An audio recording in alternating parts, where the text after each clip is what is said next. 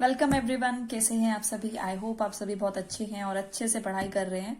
सो आज की इस वीडियो में हम देखने वाले हैं कि आप अलजेब्रिक एक्सप्रेशंस को कैसे ऐड या सब्ट्रैक्ट कर सकते हो, और दोनों ही आज हम देखेंगे कॉन्सेप्ट एडिशन और सब्ट्रैक्शन दोनों के।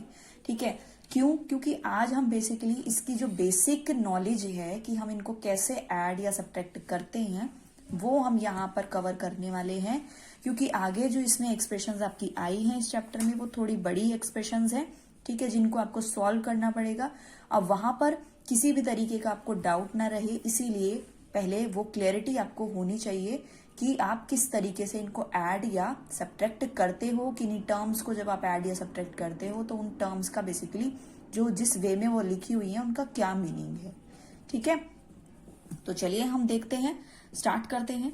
सबसे पहले हम एडिशन का एक क्वेश्चन लेंगे। यहां पर मैंने लिया ऐड 3x एंड 4x। अब देखो, इस क्वेश्चन को करने से पहले मैं आपको एक बात बता दूं कि आपको सबसे पहले लाइक टर्म्स और अनलाइक टर्म्स जो होती हैं वो क्लियर होनी चाहिए कि ये क्या होती हैं।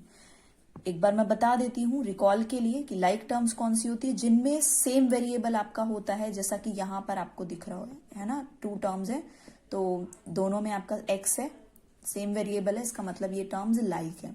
और जिनमें अगर डिफरेंट होता है, लाइक अगर मैंने 3x और 4y लिख दिया होता तब ये इनमें डिफरेंट डिफरेंट आ रहा है ना, तब ये लाइक टर्म्स होती। ठीक है, तो इतना रिकॉल हो गया ना। जिन बच्चों को अगर नहीं भी पता है कि लाइक टर्म्स और अनलाइक टर्म्स क्या होती हैं, इस पर मैंने एक प्रॉपर वीडियो बनाई हुई है।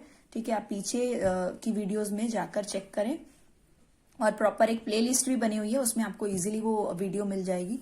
तो आप वहां पर जाकर उस वीडियो को देखो और क्लियर करो अपने कॉन्सेप्ट को, ताकि आगे आपको इस चैप्टर में कोई भी इस तरीके की या इन टर्म से रिलेटेड कोई प्रॉब्लम ना आए। ठीक है, और एक बात और कि एडिशन और सब्ट्रैक्शन के केस में आपको लाइक टर्म्स और अनलाइक टर्म्स पता होना काफी इंपॉर्टेंट है। वो क्यों है अभी आपको आगे जब आप क्वेश्चन सॉल्व करोगे तो आपको समझ में आएगा। ठीक है, तो हम क्या देख रहे थे, एडिशन का क्वेश्चन। इसमें हमने देखा था कि 3x और 4x लिखा हुआ है जो कि ये लाइक टर्म्स है।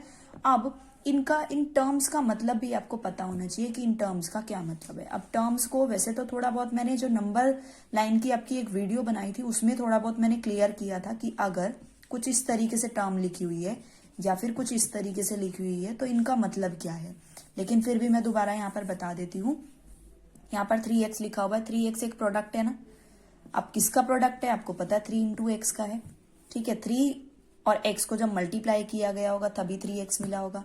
सिमिलरली 4 और x को मल्टीप्लाई किया गया होगा तभी हमें 4x मिला होगा।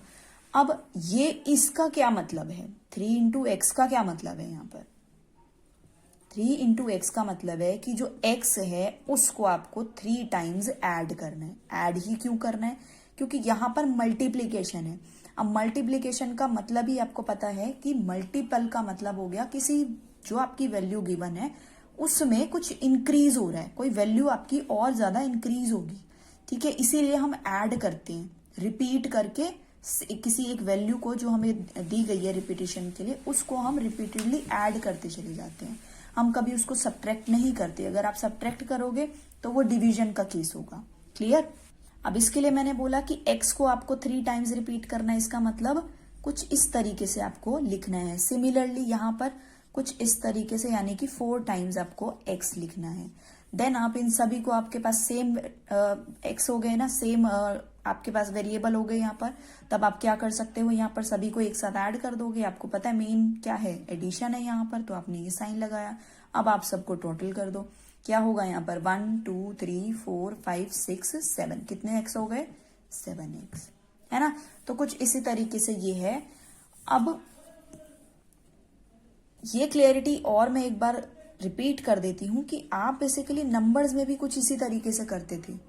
ठीक है, जैसे अगर 3 इंटू 2 मैंने लिख दिया तो इसका क्या मतलब है कि आप 2 को 3 टाइम्स रिपीट कर रहे हो या फिर 3 को 2 टाइम्स रिपीट कर रहे हो। आंसर तो आपको सेम ही मिलना है। लेकिन इस केस में, यानी कि जो आपकी अलजेब्रिक एक्सप्रेशंस की जो टर्म आती है, इस केस में आप x को 3 टाइम्स रिपीट कर रहे हो ये तो बोल सकते हो, लेकिन 3 को x टाइम रिपीट कर रहे हो ये नहीं बोल सकते। क्यों? क्योंकि आपके पास नंबर्स में तो दोनों कंप्लीट वैल्यू हैं, लेकिन यहाँ पर सिर्फ और सिर्फ एक ही कंप्लीट वैल्यू है और दूसरी जो है वो मिसिंग वैल्यू है, जिसके बारे में हमें एक्यूरेट नहीं बताया गया कि ये कितनी इसकी वैल्यू है।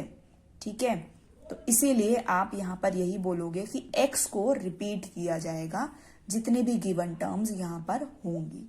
ठीक है, अगर 3 है तो 3 टाइम्स, 4 है तो 4 टाइम्स, 5 है तो 5 टाइम्स। आई होप इतना क्लियर हो गया होगा। अब हम बढ़ते हैं अपने क्वेश्चन के स्टेप्स की तरफ कि हमें इसको करना कैसे है ऐड। ठीक है, अब देखो, इसको करने के लिए सबसे पहले आपका स्टेप क्या होगा कि आपको इन टर्म्स को लिखना है और जो आपका ऑपरेशन यहाँ पर परफॉर्म करने के लिए बोला गया है उसको यहाँ पर साइन लगा देना है, यानी कि 3x + 4x ऐसा लिख देना है। अब आपको क्या करना है, जो कॉमन यहाँ पर आपको सेम वेरिएबल दोनों में दिख रहा है x, तो आपको x को यहाँ पर कॉमन कंसिडर करके ऐसे लिखना है और जो कांस्टेंट वैल्यू है उसको इस तरीके से प्लस के साइन के साथ ऐसे ब्रैकेट में लिख देना है। अब मैंने यहाँ पर ब्रैकेट और x के बीच में कोई भी मैंने साइन नहीं लगाया, क्योंकि ये आपको भी क्लियर होना चाहिए कि कोई भी वैल्यू जब इस तरीके से ब्रैकेट के बाहर यहाँ पर कोई वैल्यू दी जाती है तो उसका मतलब होता है कि ये वैल्यू इस ब्रैकेट वाली वैल्यू के साथ क्या होगी, मल्टीप्लाई होगी। ठीक है, अब फिर भी अगर किन्हीं बच्चों को क्लियर नहीं हो पा रहा या याद नहीं रह पाएगा तो उस केस के लिए आप यहाँ पर मल्टीप्लाई का साइन भी लगा सकते हो। ठीक है, अब आप क्या करोगे, इसमें 3 + 4 को ऐड करोगे 7, यानी कि 7 × x आया। अब डायरेक्टली ये क्या बन जाएगा, 7x। इसका मतलब रिजल्ट कितना हो गया, 7x। क्लियर, आई होप समझ में आ गया होगा कि आपको कैसे करना है। अब इस क्वेश्चन को एक और वे से हम देखेंगे। ये था आपके वो स्टेप्स के वे में जो आपको नोटबुक में आपके लिखने हैं, जिस तरीके से आपको इसको प्रेजेंट करना है। ठीक है, आंसर राइटिंग में जिस तरीके से आपको प्रेजेंट करना है ये वो वाला वे था। लेकिन ये छोटी छोटी अगर आपकी इस तरीके की टर्म्स आ जाए तब आप इनको मेंटली भी करने की एबिलिटी आप में होनी चाहिए कि आप इनको मेंटली कर पाओ, यानी कि माइंड में फटाफट से कैलकुलेट करके आप डायरेक्टली आंसर लिख पाओ। कैसे, आपको पता है वेरिएबल सेम है ना, लाइक टर्म्स है, तो इसमें कुछ नहीं करना, बस x वो कॉमन लेकर यहाँ पर तो आएगा ही आएगा आंसर में। बस जो कांस्टेंट वैल्यू है उसी को हमें ऐड करना होता है। इसका मतलब 3 और 7 को यहीं पर ऐसे माइंड में ऐड कर लो। 3 और 4 कितना हो गया, 7, तो 7x ऐसे लिख दो। क्लियर। अब इस तरीके के क्वेश्चन बेसिकली आपके जो 1 मार्क के जो क्वेश्चन होते हैं उनमें इस तरीके के क्वेश्चन आते हैं कि आपको फटाफट से एक टर्म का जो मेन आंसर है आपका वही आपको डायरेक्ट लिखना होता है, उसमें स्टेप्स आपको कोई भी इन्वॉल्व नहीं करने होते। तो उस केस में ये मेंटली सॉल्व करने वाला मेथड आपको थोड़ा हेल्प करेगा, और साथ ही साथ जो आपकी बड़ी बड़ी एक्सप्रेशंस जो अब आगे पूछी जाएंगी उनमें भी किसी तरीके की गड़बड़ ना हो, उस केस के लिए भी ये हेल्पफुल रहेगा। ठीक है, और तीसरी बात कि इससे आपका कॉन्सेप्ट भी, इनको ऐड या सब्ट्रैक्ट करने का कॉन्सेप्ट भी जो है वो भी थोड़ा स्ट्रांग हो जाएगा। ठीक है, आपको पता रहेगा कि आप कर क्या रहे हो, किस वैल्यू को क्या ऐड या सब्ट्रैक्ट करके आप रिजल्ट निकाल रहे हो। ठीक है, अब नेक्स्ट क्वेश्चन देखते हैं एडिशन का। नेक्स्ट मैं ले रही हूं add 5xy 4xy and 3xy। ठीक है, अब इसमें मुझे क्या करना है, वही है सेम केस जैसा ऊपर था। सबसे पहले क्या है, ये लाइक टर्म्स है, xy एंड xy है ना, सब में सेम आ रहा है इसलिए लाइक टर्म्स हो गई। सेकंड स्टेप क्या था कि अब इन टर्म्स को ऐसे लिखना है और एडिशन का साइन लगाना है, क्योंकि हमें एडिशन परफॉर्म करना है तो हमने ये साइन लगा दिया। नेक्स्ट हमें क्या करना है, जो वेरिएबल सेम आया तो उसको कॉमन कंसीडर करके हमें बाहर रखना है, और ब्रैकेट में जो कांस्टेंट वैल्यू है उनको एडिशन के साइन के साथ हमें ऐसे लिख देना है। अब इनको आप ऐड कर दो, 5 + 4 9 एंड 9 + 3 12, यानी कि 12 × xy है ये। इसका मतलब रिजल्ट क्या होगा, 12xy है ना। अब सिमिलरली ये तो था आपका स्टेप वाला मेथड। अब इसको भी अगर आप मेंटली करना चाहो तो आप इसको भी फटाफट से आंसर कर सकते हो। आपको पता है कि आपके साथ इन टर्म्स में आपको क्या दिया गया है, लाइक टर्म्स दी गई हैं और वेरिएबल इनमें सेम है, तो आपको कुछ नहीं करना, बस एक्स वाई को तो यहाँ पर कॉमन ही लेना है आंसर में। आपको बस कांस्टेंट वैल्यू को डायरेक्ट ऐड कर देना है। तो 5 + 4 मेंटली ऐसे ही सॉल्व किया कि 5 + 4 हमें पता है 9 होता है, और 9 में 3 और ऐड कर देंगे तो 12 हो जाएगा, और आपने डायरेक्टली लिख दिया 2xy। क्लियर। तो दोनों वेज आपको अब अच्छे से समझ में आ गए होंगे। अब एक क्वेश्चन और मैं लेती हूं यहां पर ऐड, पहले मैं इसको इरेज कर देती हूँ। क्वेश्चन मैंने लिख दिए हैं ताकि आपको आप इनको लिख लेना अपने नोटबुक में और इनको करके देखना घर पे, ठीक है। और फिर क्रॉस चेक करना अपने आंसर्स के साथ कि जो आप कर रहे हो वो वीडियो में बताए गए वे से आप कर पा रहे हो या नहीं कर पा रहे हो, ठीक है। उससे आपकी जो अंडरस्टैंडिंग है कॉन्सेप्ट की कितनी है कितनी नहीं वो आपको पता चल जाएगा।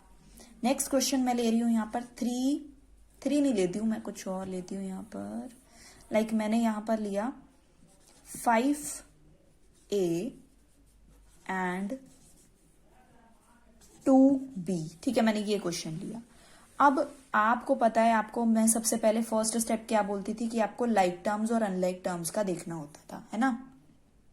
ये कैसी टर्म्स है, दोनों में आपको डिफरेंट वेरिएबल दिख रहा है, सेम तो है नहीं, तो इसलिए कैसी टर्म्स हुई, अनलाइक टर्म्स। बट फिर भी हम इसको देखते हैं कि ये ऐड नहीं हो सकता, बट क्यों नहीं हो सकता वो हम यहां पर देखेंगे। आपको पता है यहां पर 5A का क्या मतलब है, यानी कि A को 5 टाइम्स रिपीट करना, ठीक है। 2B का क्या मतलब है, B को 2 टाइम्स रिपीट करना, कुछ ऐसे। अब इनको आप लिख दोगे। अब यहां पर ये तो आपको पता है ये 5 है, लेकिन ये डिफरेंट वैल्यू हो गई आपको आपके पास, तो आप इनको इनके साथ कैसे ऐड कर पाओगे, एक एग्जाम्पल से समझते हैं। फॉर एग्जाम्पल, आपका प्रैक्टिकली एग्जाम्पल अगर मैं लूं, आपके पास चॉकलेट्स है, ठीक है। आपके पास, आपको पता है बहुत सारी अलग अलग वैरायटी की चॉकलेट्स आपको मिलती हैं आज के टाइम में मार्केट में। कोई डेयरी मिल्क होती है, कोई 5 स्टार होती है, इवन इनमें भी अलग अलग डिफरेंट आपको साइजेस देखने को मिल जाते हैं। कोई 10 रुपीज वाली होती है, कोई 50 रुपीज वाली होती है ना। अब आप गए शॉप पर और आप वहां से लेकर आए 5 आप डेयरी मिल्क की चॉकलेट ले आए, ठीक है। मैं इसके सामने लिख देती हूँ, डेयरी मिल्क के लिए मैंने D लगा दिया। और 3 आप 5 स्टार वाली ले आए, 4 आप ले आए बॉर्नविल की, ठीक है। और 8 आप लेकर आ गए लाइक किटकैट ले लेते हैं, ठीक है। किटकैट, मैंने किट लिख दिया बस यहाँ पर। तो इस तरीके से आप ये अलग अलग वैरायटी की आप चॉकलेट्स लेकर आ गए, ठीक है। अब आप मुझे यहां पर बताओ कि अगर कोई आपसे पूछे कि भाई तेरे पास कितने चॉकलेट्स हैं, तो आप डायरेक्टली यही बोलोगे कि मेरे पास तो टोटल इतनी चॉकलेट्स है, इनको आप ऐड करके बता दोगे सिंपली, ठीक है। क्यों, क्योंकि ये बेसिकली है तो चॉकलेट्स ही ना, हो कोई भी वैरायटी की लेकिन है तो चॉकलेट्स ही, तो आप इनको ऐड कर सकते हो। लेकिन अगर आपको बोला जाए कि आप 5 तो डेयरी मिल्क की ले आए, 4 आप बॉर्नविल की ले आए, और 10 आप कैंडीज लेकर आ गए, ठीक है। और 2 आप क्या लेकर आए, आप लाइक जूस लेकर आ गए, ठीक है। जो आपकी वो फ्रूटी आती है ना छोटी वाली, वो लेकर आ गए, ठीक है।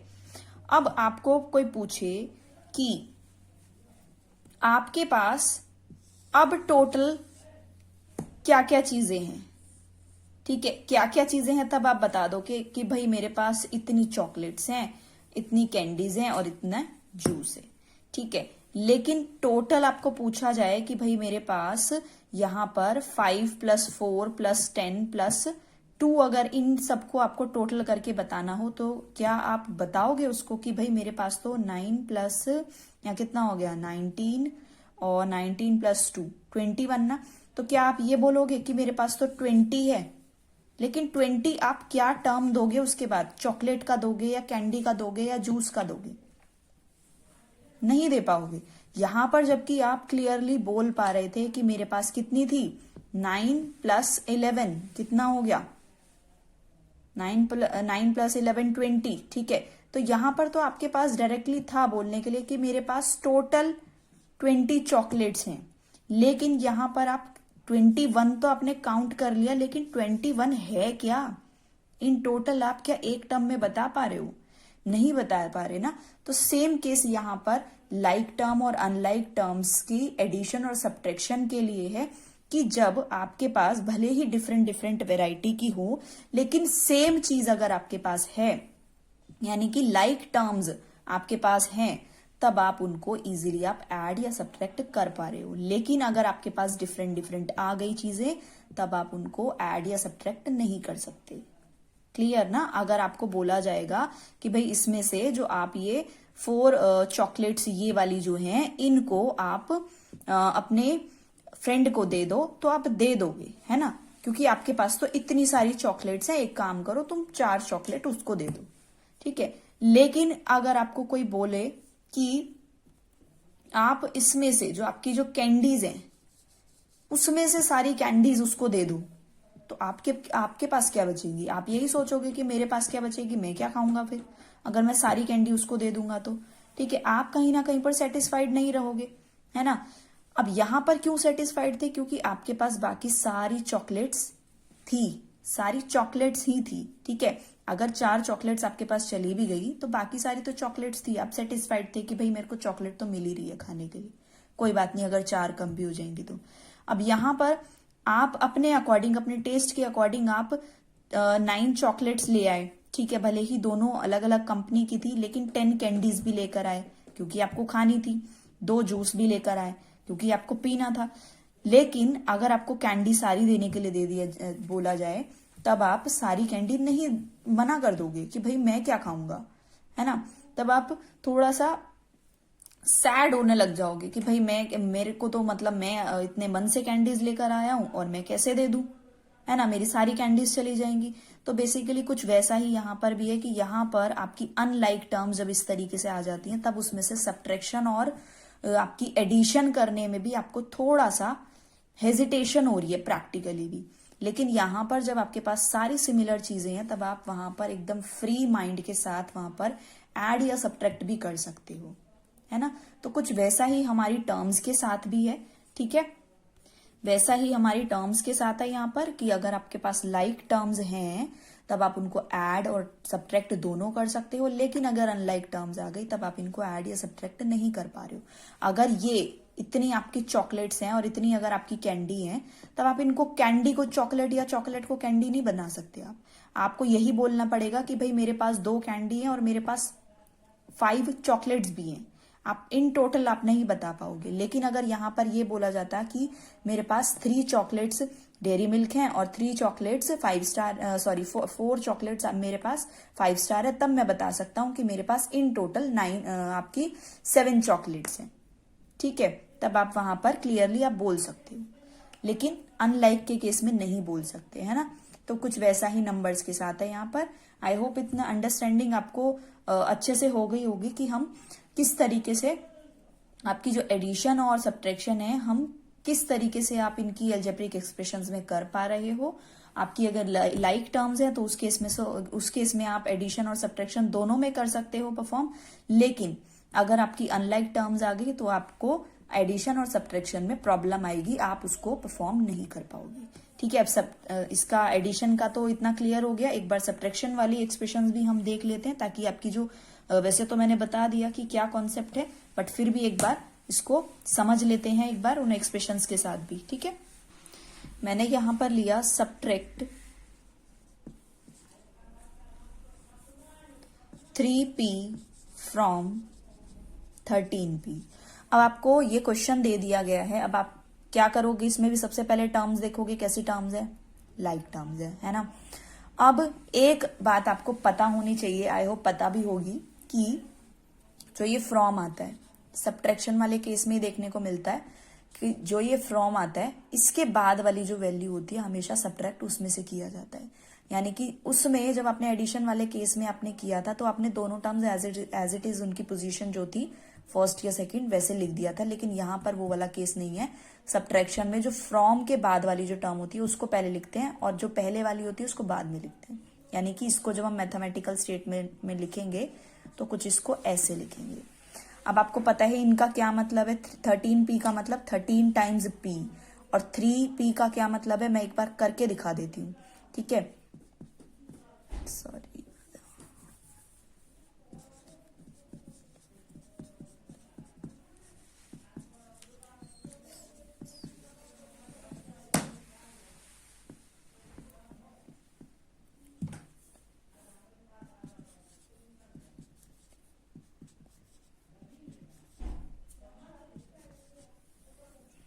कितनी हो गई, 1 2 3 4 5 6 7 8 9 10 11 12 13, ठीक है 13 हो गई ना।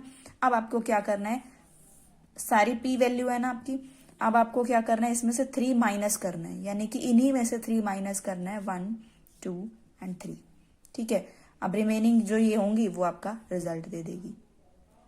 कितना, 1 2 3 4 5 6 7 8 9 एंड 10, यानी कि 10 पी आपका रिजल्ट हो गया, ठीक है।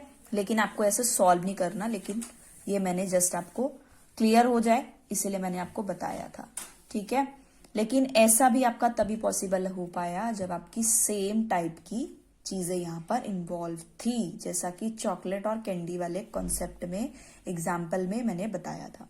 अब आप इसको कैसे करोगे, आप इसको भी इस तरीके से करोगे कि आपका जो वेरिएबल यहाँ पर जो सेम आया उसको यहाँ पर आपने कॉमन बनाकर लिखा और कांस्टेंट को आपने कुछ इस तरीके से लिख दिया।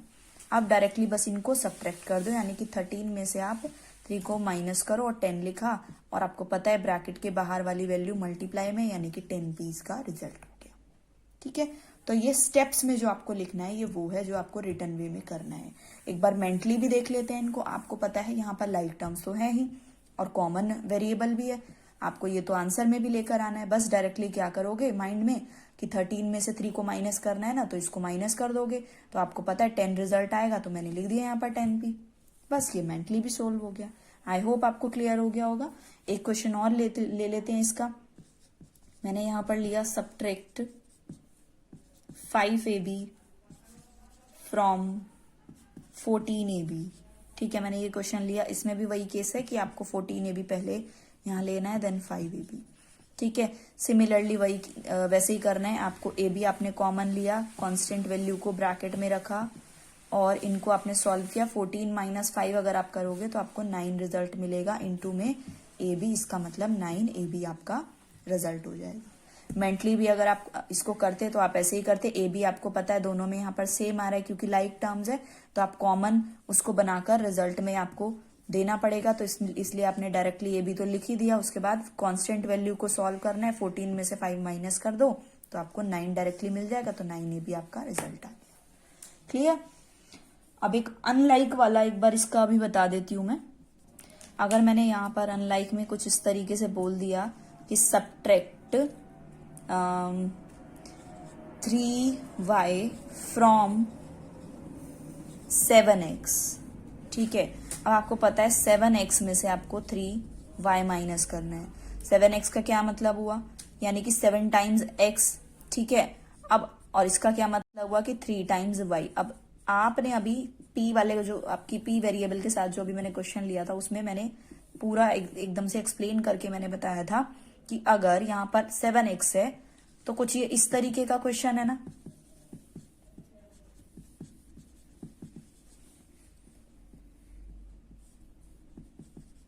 अब इसमें से अगर आप 3x अगर आपको बोला जाता तो आप उसको माइनस कर सकते थे क्योंकि x वाली टाइप की ही होती वो टर्म भी, लेकिन यहाँ पर डिफरेंट आ गया, ठीक है। अब चॉकलेट आपको दी गई है तो चॉकलेट में से आप कैंडी को कैसे माइनस कर दोगे, कैंडी कैसे दे दोगे बनाकर, नहीं दे पाओगे ना। चॉकलेट है तो चॉकलेट ही किसी को शेयर कर पाओगे, तो वैसा ही केस बस यहाँ पर है। अब इससे आपको ये बात क्लियर हो गई होगी कि हम एडिशन और सब्ट्रैक्शन वाले केस में लाइक टर्म्स और अनलाइक टर्म्स में ये चीज देखते हैं कि आपकी अगर लाइक टर्म्स हैं तो आपकी एडिशन और सब्ट्रैक्शन आप कर सकते हो, और अगर अनलाइक टर्म्स है तो दोनों में से कोई भी परफॉर्म आप नहीं कर सकते, ठीक है। मैं इस बात को एक बार लिख देती हूँ नोट डालकर, आप इसको अपनी नोटबुक में लिख सकते हो ताकि आपको याद रहे, लेकिन आपको मेंटली भी इस बात को रिटेन करके रखना है, ठीक है। क्योंकि बार बार आप नोटबुक से भी नहीं पढ़ सकते, नोटबुक से सिर्फ आप रिवाइज कर सकते हो एक टाइम पर।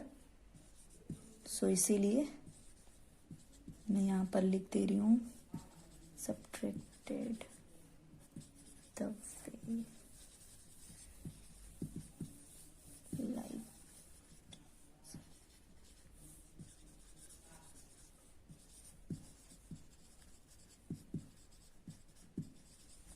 ठीक है। एग्जाम्पल के लिए आपका लाइक x प्लस वाई भी अगर दे दिया जाए तो आप इनको ऐड नहीं कर पाओगे, ठीक है। या आपको 3xy माइनस 7 दे दिया जाए तो ये इनको आप सब्ट्रैक्ट नहीं कर पाओगे, ठीक है, क्योंकि ये अनलाइक है। है ना। आई होप सारा आपको कॉन्सेप्ट क्लियर होगा। ठीक है, एडिशन और सब्ट्रैक्शन में हम नहीं कर सकते। कब तक? जब आपके पास अनलाइक टर्म्स है, तब तक आप उसमें परफॉर्म नहीं कर सकते एडिशन और सब्ट्रैक्शन को। अगर आपके पास लाइक टर्म्स होंगी तभी आपकी दोनों ऑपरेशंस परफॉर्मिंग के लिए एबल आप हो पाओगे। ठीक है, आई होप आज की वीडियो में आपको बेसिक जो इसकी अंडरस्टैंडिंग थी वो हो गई होगी। अब नेक्स्ट जो वीडियो में हम देखेंगे वो इसका बेसिकली जो आपकी चैप्टर की जो एक्सप्रेशंस हैं हम उनके साथ कवर करेंगे आपकी टर्म्स को एडिशन वाले टॉपिक के लिए। ठीक है, एडिशन वाला टॉपिक हम देखेंगे कि आप जो आपकी एक्सप्रेशंस है उनको आप कैसे बेसिकली उसमें हम मेथड्स के वे में देखेंगे उनको, तो वो मेथड हम सीखेंगे कि आप कैसे उनको ऐड करोगे किसी अनदर मेथड के बेस पर। यहाँ पर तो बस आपने एक बेसिक वे सीखा है कि आप इन टर्म्स को कैसे ऐड या सब्ट्रैक्ट करते हो। ठीक है, सो मिलते हैं हम नेक्स्ट वीडियो में। तब तक के लिए अपना ध्यान रखें, अच्छे से मेहनत करते रहें, सभी डाउट्स अपने क्लियर करते रहें, कोई भी डाउट नहीं रहना चाहिए। अच्छे से प्रैक्टिस ज्यादा से ज्यादा करो। कोई भी फिर भी डाउट आता है तो आप मेरे को कमेंट सेक्शन में बताओ। और वीडियो अगर आपको वीडियो के थ्रू हेल्प हो रही है तो आप लाइक जरूर करो, उससे मेरे को पता चलेगा कि आपको चीजें आपको जितना भी आपको बताया जा रहा है वीडियोस के थ्रू वो आपको हेल्प कर रही है। ठीक है, ताकि मैं इसी तरीके से आपके लिए वीडियोस को लाती रहूं और आपकी कहीं ना कहीं पर इन वीडियोस के थ्रू कॉन्सेप्ट को क्लियर करने में हेल्प करती रहूं। ठीक है, सो मिलते हैं नेक्स्ट वीडियो में। तब तक के लिए take care, bye bye and अपना ख्याल रखें और पेरेंट्स की रिस्पेक्ट करें। ठीक है।